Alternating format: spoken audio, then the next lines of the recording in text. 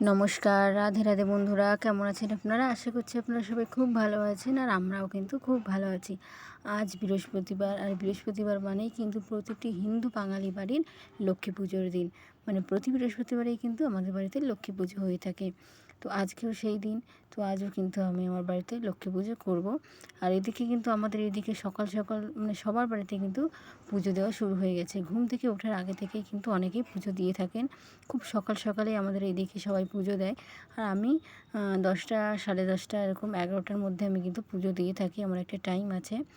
তো আজকেও আমি সেই একই টাইমে পুজো দেবো। আর এদিকে কিন্তু সবাই পুজো দিয়ে যাচ্ছে। শঙ্খধ্বনি, উলুধ্বনি, ঘণ্টা এগুলো কিন্তু আওয়াজ শোনা যাচ্ছে। বেশ ভালো লাগে। প্রতিদিনই পুজো দিয়ে থাকে, কিন্তু বৃহস্পতিবার দিনটা একটু পুজো দেওয়ার মজাই আলাদা।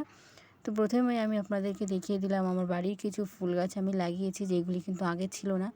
তো ফুল গাছ না থাকলে কিন্তু পুজো দিতে খুবই অসুবিধা, সবসময় অন্যের বাড়ি থেকে আনা যায় না। তার জন্য বাড়িতে ফুল গাছ লাগাচ্ছি, যাতে নিজের বাড়ির ফুল দিয়ে নিজে পুজো দিতে পারি। তো চলুন, আমি কিন্তু আমার ঠাকুর ঘরে চলে এসেছি। কীভাবে পুজো দিই সেটাই আমি আপনাদের সঙ্গে শেয়ার করব। আমি আমার নিজের মনের মতো করে পুজো দিয়ে থাকি, কোনো নিয়মকানুন না মেনে। মানে নিয়মকানুন না মেনে বলতে, আমি নিজের মনের মতো করে যেইটুকু নিয়ম জানি সেটুকু করে থাকি। আর বেশি কিছু কিন্তু আমি জানি না। আপনারা জেনে থাকলে অবশ্যই আমাকে জানাবেন। তো চলুন, প্রথমে যেহেতু আজ বৃহস্পতিবার, সমস্ত ঠাকুর ঘরকে পরিষ্কার করে নিতে হবে। ঘর বাড়ি তো লেপে পুছে নিতেই হবে। সেগুলো কিন্তু আমার করা হয়ে গেছে, আর আমি স্নান করে তারপরে কিন্তু ঠাকুর ঘরে এসেছি।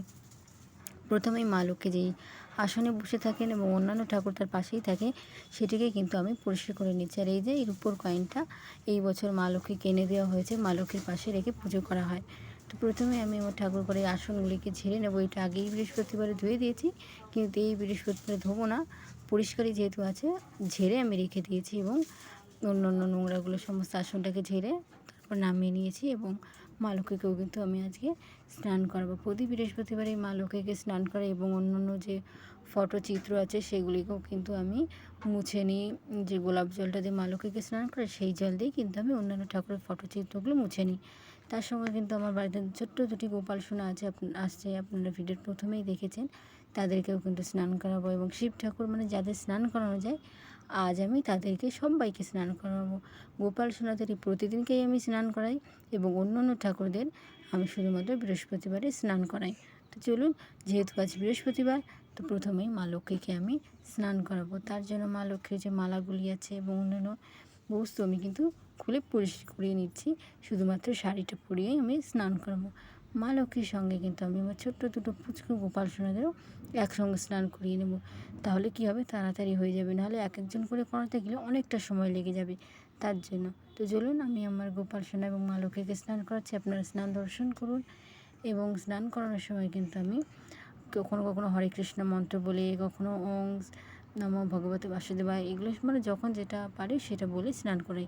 আপনাদেরও যেটা ইচ্ছে সেটা আপনারা বলে স্নান করাতে পারেন। তো এই যে আমার ছোট্ট মা লক্ষ্মী এবং দুই ছোট্ট ছোট্ট গোপাল সোনাদের স্নান হচ্ছে। আর আমার মা লক্ষ্মীকে আপনাদের কেমন লাগছে অবশ্যই কিন্তু কমেন্ট করে জানাবেন। বন্ধুরা, অবশ্যই ভিডিওটি পুরো দেখবেন।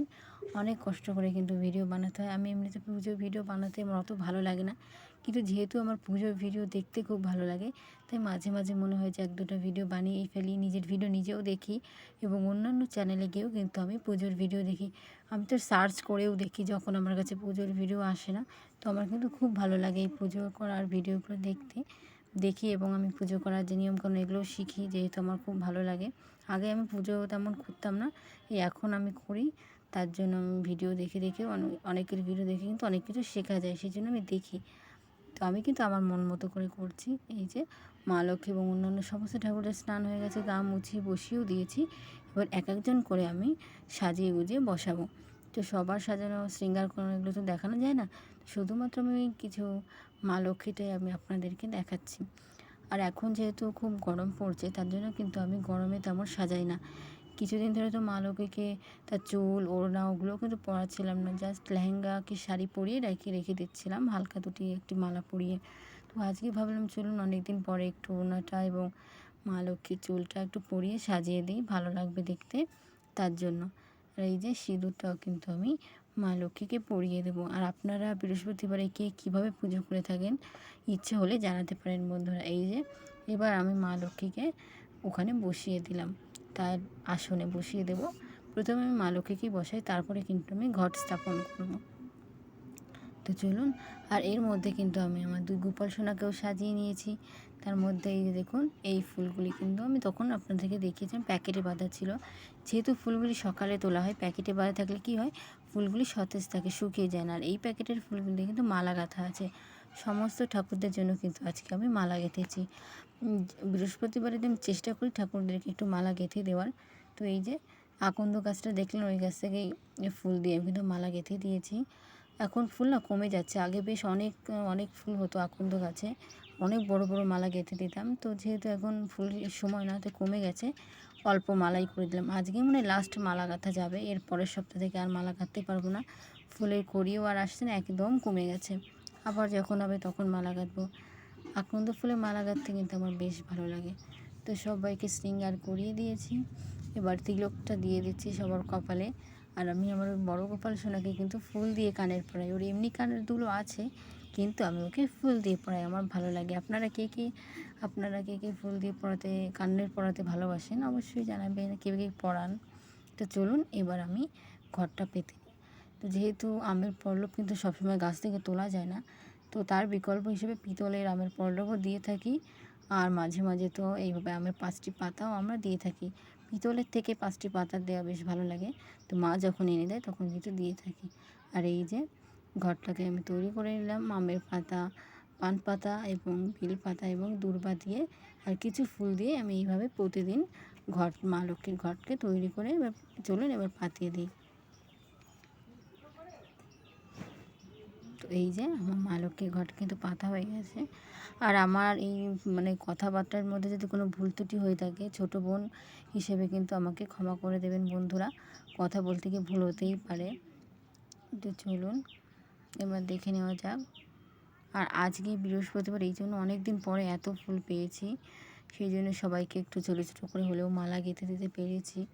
আর এইভাবে অনেক ফুল দিয়ে সাজিয়ে গুছিয়ে পুজো দিতে না বেশ ভালো লাগে আমার, কিন্তু রোজ তো আর পাওয়া যায় না।